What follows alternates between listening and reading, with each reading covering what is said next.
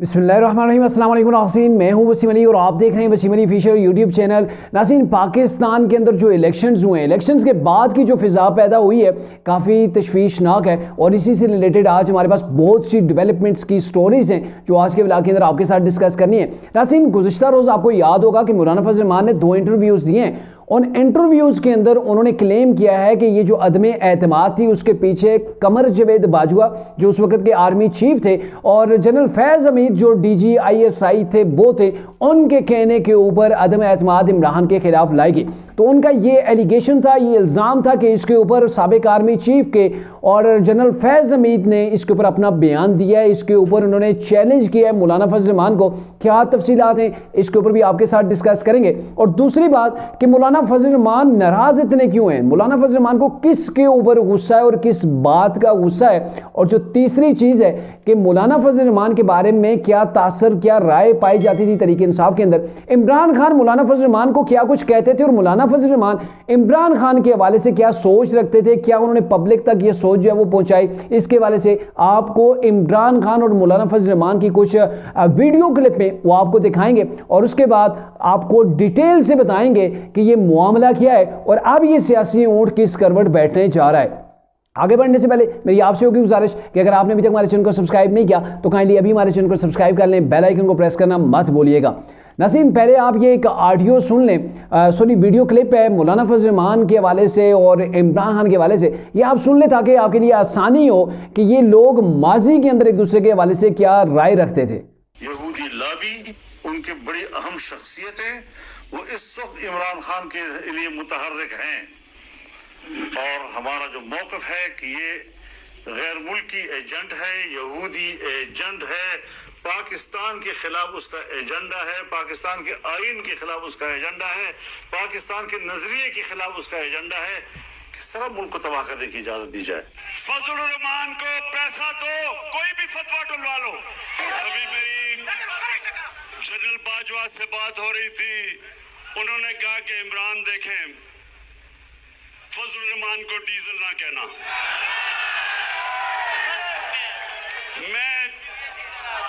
मैं तो जनरल बाजवा नहीं कह रहा, लेकिन अवाम उसका नाम डीजल रख दिया, अवाम ने उसका नाम।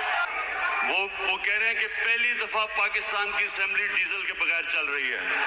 जी नाज़रीन, आपने दोनों लीडरों के यानी कि तहरीक इंसाफ के साबिक चेयरमैन इमरान खान और मौलाना फजल रहमान के जो इल्ज़ामात थे, एक दूसरे के ऊपर जो एलिगेशंस लगा रहे थे कि ये यहूदी एजेंट है, इसको यहूदी लाबी ने पाकिस्तान के अंदर इंस्टॉल किया हुआ, ये पाकिस्तान का कभी सगा नहीं हो सकता। और मौलाना फजल रहमान के हवाले से क्या कहते हैं जी, ये डीजल है, डीजल के तो आपको पता है इमरान हमेशा नारे ये लगवाते थे। तो ये सुनाने का मतलब ये था कि आपके ज़हनों के अंदर वो पूरा नक्शा जो है वो उभर के सामने आ जाए कि ये लोग माजी के अंदर एक दूसरे के इतने खिलाफ थे और इतने खिलाफ नहीं थे। लोगों के अंदर ये लोगों को माइंड सेट किया गया कि इमरान खान जो है वो यहूदी है, वो पाकिस्तान के साथ कभी भी जो है वो सगा पाकिस्तान का नहीं हो सकता। ये यहूदी लाबी के एक खटपुतली है जो पाकिस्तान को तबाह करने के लिए यहाँ पे मौजूद है और ये सारा फसाद जो है वो फैला रहा है। और दूसरी जानब यही कुछ मौलाना फजल रहमान के हवाले से इमरान खान कहा करते थे, यानी कि लोगों के माइंड के अंदर ये चीज़ें बिठाई गई। और अब यही दोनों शख्सियात हैं कि जो अब मोहब्बत की पींगे जिनके दरमियान परवान चढ़ रही हैं। बहरकैफ आपको शॉर्टली ये बताऊंगा कि मौलाना फजल रहमान के हवाले से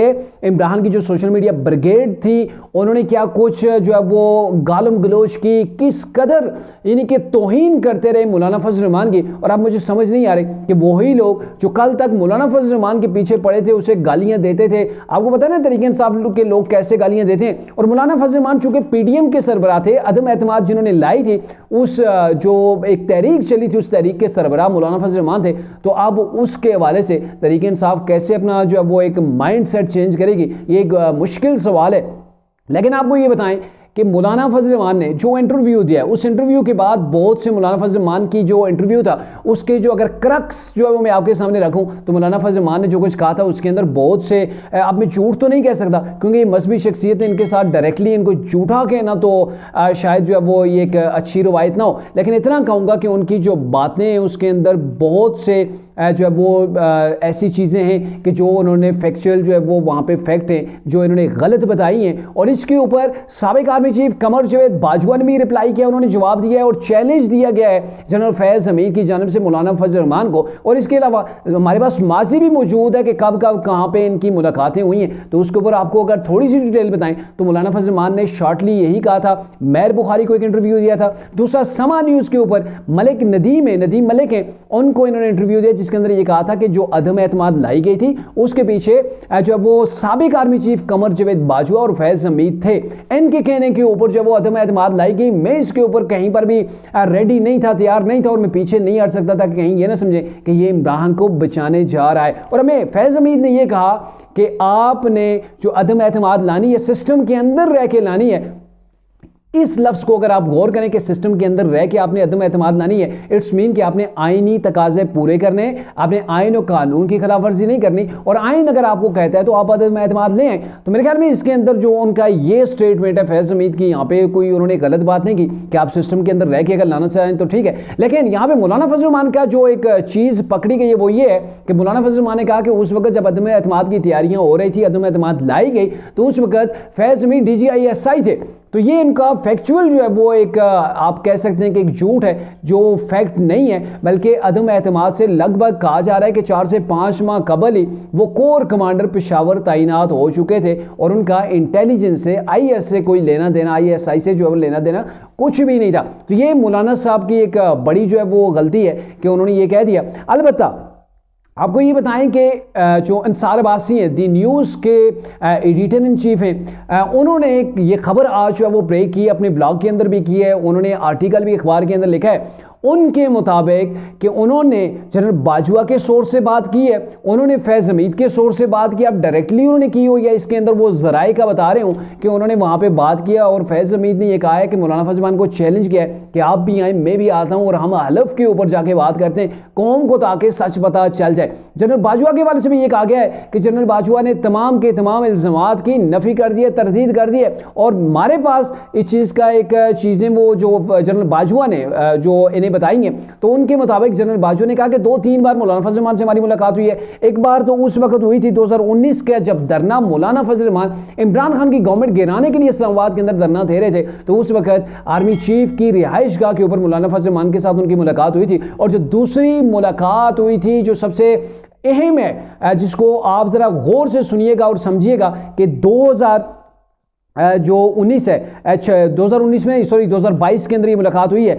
26 मार्च 2022 को ये मुलाकात होती है और ये मुलाकात अकेले मौलाना फजल रहमान और आर्मी चीफ के दरमियान नहीं होती है, बल्कि एक तरफ आर्मी चीफ होते हैं, आर्मी चीफ के साथ DGISI जो कि आज भी मौजूद हैं, नदीम अंजम साहब, ये 2 शख्सियात जो है वो मौजूद होती हैं और इनकी अपोजिशन उस वक्त की जो थी उसके साथ मुलाकात होती है। और इसके अंदर कौन कौन से लोग होते हैं और वहाँ पे क्या होता है ये भी आपको बताते हैं। वहाँ पे बिलावल भुट्टो जरदारी होते हैं, खालिद मगसी वहाँ पे मौजूद होते हैं, अख्तर मेंगल वहाँ पे मौजूद होते हैं, शाहजैन बुगटी, खालिद मकबूल, ख्वाजा इज़हार अल हसन, मौलाना फजल रहमान, शहबाज शरीफ, मलिक अहमद खान और आसिफ अली जरदारी, ये लोग मौजूद होते हैं। इनकी मुलाकात होती है और इस मुलाकात के हवाले से पहले भी कई बार मीडिया के ऊपर जब वो इतलात आ चुकी है और मैं पहले ज़ाती तौर पर इसके ऊपर एक ब्लॉग भी कर चुका हूँ, क्योंकि वहाँ पर एक इंसिडेंट ऐसा हुआ था बिलावल भुट्टो के हवाले से, उसके ऊपर भी मैं बात करता हूँ। लेकिन आपको ये बताऊँ कि पहले इमरान खान ने इनसे मुलाकात की थी और मुलाकात के अंदर आर्मी चीफ को ये कहा था कि आप किसी तरीके से ये जो मेरे खिलाफ अदम एतमाद की मोशन आई है, इसको आप मूव को जो है वो ख़त्म करा दें। तो इसके ऊपर इमरान खान ने एक ऑफर भी दी थी कि आप जाएं अपोजिशन से बात करें और अपोजिशन को बताएं कि इमरान खान के खिलाफ जो आप अदम एतमाद लेके आ रहे हैं इसको आप पोस्टपोन कर दें, इसको आप वापस ले लें, और ये होगा इसके बदले के अंदर कि मैं गारंटी देता हूं कि मैं असम्बलियां जल्दी तहलील कर दूंगा और असम्बलियां तहलील करके नए इलेक्शन की जो है वो डेट अनाउंस कर दूंगा। तो ये इमरान खान ने ऑफर दे के आर्मी चीफ को और DGISI को भेजा था और वो जब आए थे इनके साथ उसी रोज़ जाके मुलाकात हुई थी और वहाँ पे जब उन्होंने कहा कि आप अदम एतमाद वापस ले लें, 5 साल इमरान को लगाने दें, तो इसके ऊपर इन लोगों ने कहा था नहीं, हम जिस चीज़ को एक्सेप्ट नहीं करेंगे। और इसके ऊपर बिलावल भुट्टो ने कहा था कि अगर आपने हमको प्रेशराइज करने की कोशिश की तो मैं अवाम के अंदर जाऊँगा और मैं जनरल साहब जाके अवाम को टोटल सच बताऊँगा कि हमने अदम एतमाद लाई है। अब आर्मी चीफ सामने आ गए, DGISI सामने आ गए, तो ये मुझे जो है वो हमें जो है वो धमकियां दे रहे हैं कि आप जो है वो ये जो अदम एतमाद की जो तहरीक है आप वापस ले लें। तो इसके ऊपर जनरल बाजवा ने ऑप्शन 2 दिया था, जो कि इमरान को उनको दिया, इमरान ने उन्हें दे के भेजा था कि ऐसा होगा कि आप अदम एतमाद की तारीख वापस ले लें। इमरान खान इस्तीफा नहीं देंगे, क्योंकि उस वक्त इस्तीफे का मुतालबा भी था कि हम अदम एतमाद की तारीख लाएंगे या फिर इमरान पहले इस्तीफा दे दें। तो उन्होंने कहा कि इमरान इस्तीफा नहीं दे रहा। इमरान खान ने यह कहा है कि मैं गारंटी देता हूं कि वो जल्द ही असम्बली तहलील करके नए इलेक्शन जो है वो कॉल उसकी दे देगा।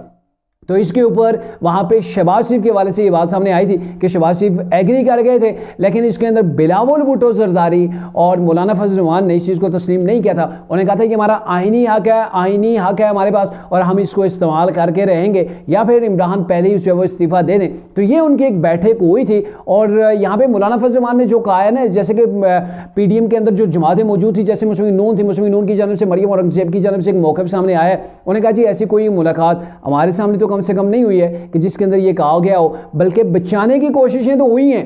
यानी कि आप अंदाज़ा लगाएं कि जनरल बाजवा एंड तक जो है वो इस मूव से इमरान को बचाने की वो कोशिश करते रहे। उन्होंने आके ऑफर भी बताई, लेकिन इसके बावजूद भी PDM की जो जमातें थी उन्होंने कहा नहीं, हम जो है वो अदम एतमाद की मूव से पीछे नहीं हटेंगे।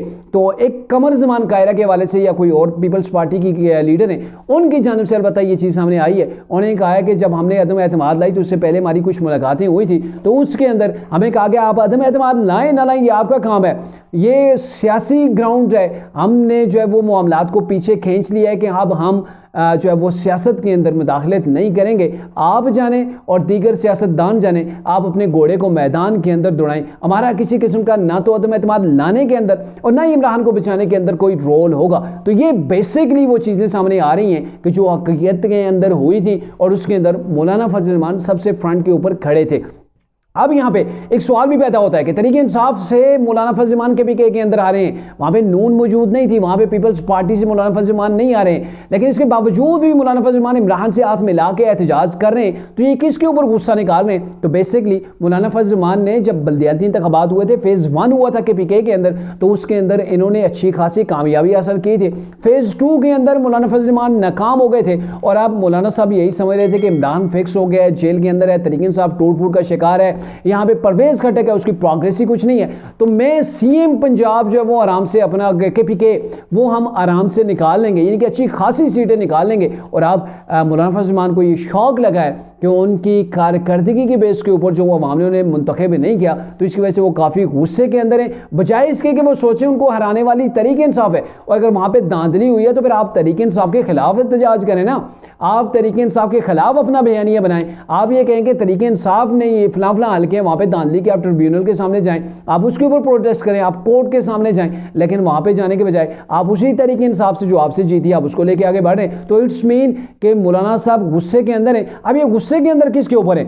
अहम सवाल है उसकी, जो अगर आप इस चीज़ को कनेक्ट करना चाहें तो मेरे ख्याल में मौलाना फजल रहमान इस वक्त इस्टेब्लिशमेंट के ऊपर गुस्से के ऊपर हैं। इसी वजह से जो अदम एतमाद का भी मलबा है वो भी इस्टेब्लिशमेंट के ऊपर डाल रहे हैं, और यहाँ पे ये समझ रहे थे कि शायद इस्टेब्लिशमेंट ने ही इनसे जो सीटें थी जहाँ पे ये जीत रहे थे वो इनसे इस्टेब्लिशमेंट की वजह से छीन गई हैं, या फिर इस्टेब्लिशमेंट ने छीन के दूसरी तरफ दे दी। तो इस वजह से मौलाना फजल रहमान अब गुस्से के अंदर हैं, क्योंकि मौलाना फजल रहमान वो लीडर हैं जो हर गवर्नमेंट का हिस्सा रहते रहे, PDM के भी वही सरबराह थे।